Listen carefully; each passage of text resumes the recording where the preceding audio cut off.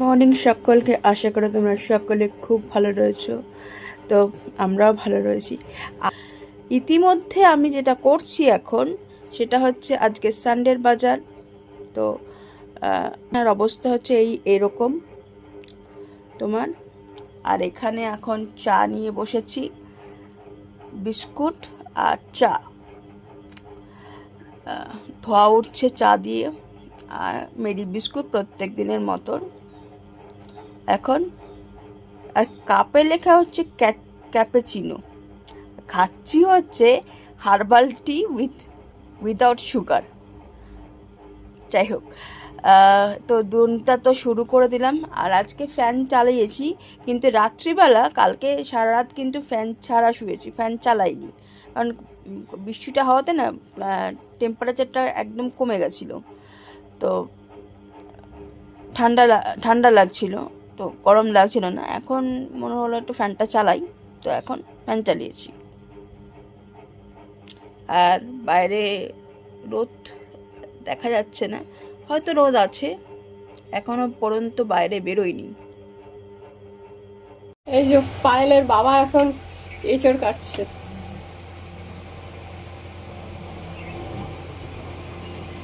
আর এই যে দেখো গাছে এঁচড় ধরেছে, অত উপর থেকে কে নামাবে বলো তো। ওই যে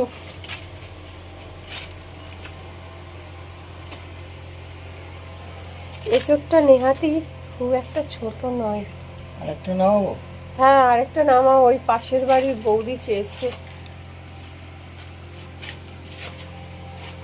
আর এখনো ছোট ছোট হয়ে রয়েছে, কিন্তু জানো তো ভয়ের ব্যাপার কি জানো, এই দেখো গাছটা না পুরো সানসেটের মধ্যে হয়ে রয়েছে। আজকে পায়েলের বাবা বাজার থেকে একটু ট্যাংরা মাছ এনেছে, অল্প করেই নিয়ে এসেছে। আর সাথে এনেছে এই যে চিংড়ি মাছ। চিংড়ি মাছ আজকে গাছের এঁচড় নামাবে আর কি, প্রথম আর কি। আর সেই বোনকে দিয়েছিলাম, ওই জন্য তো সুরগুলো না বাছা হয়নি ঠিক করে, এখন সুরগুলো বেছে ফেলে দেবো। তারপর মাছগুলো এখন ভেজে নেব।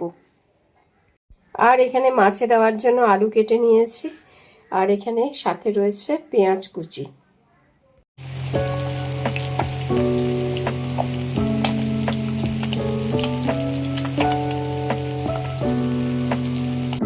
তো পায়েলের বাবা এঁচড় কেটে সেদ্ধ করে নিয়েছে, আর এখন এই যে রান্না বসিয়েছি। আর ওখানে আমি মাছ ভেজে দিয়েছিলাম। আর এই যে পায়েলের বাবা এখন বলছে আমি রান্না করব, বিশেষ স্বাদে রান্না করবে, তাই তো। আর ওই যে ওখানে টমেটো কেটে রেখেছি।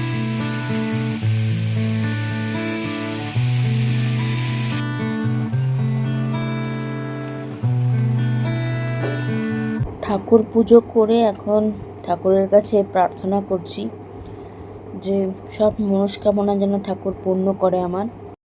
তো আজকে লাঞ্চ মেনু দেখাতে এলাম। প্রতিদিনের মতনই লাঞ্চে কি খাই সেটাই দেখাই, বা বাড়িতে যা রান্না করি সেটাই মেয়ে তোমাদের দেখায়। আজকে আমি দেখাতে এলাম। এখানে রয়েছে ভাত, আর পায়েলের বাবার জন্য একটু উচ্ছে সিদ্ধ দিয়েছি। আর এখানে পায়েলের বাবা এই দেখো কৌটো করে রেখে দিয়েছে হচ্ছে নিম পাতা, এই মিশিয়ে খায়। আর এখানে এই যে মাছের ঝোল বলেছি, এই মাছের ঝোল।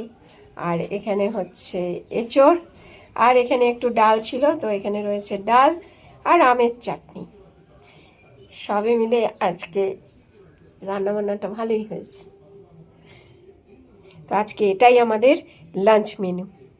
আজকে জানো তো হেভি আনন্দ লাগছে, কারণ নিজের গাছের জিনিস লোককে দিতেও ভালো লাগে, আবার ওই জিনিসটা কিনতে লাগে না, গাছ থেকে পেরে খেয়ে নাও, এই জিনিসটা মজার বেশ।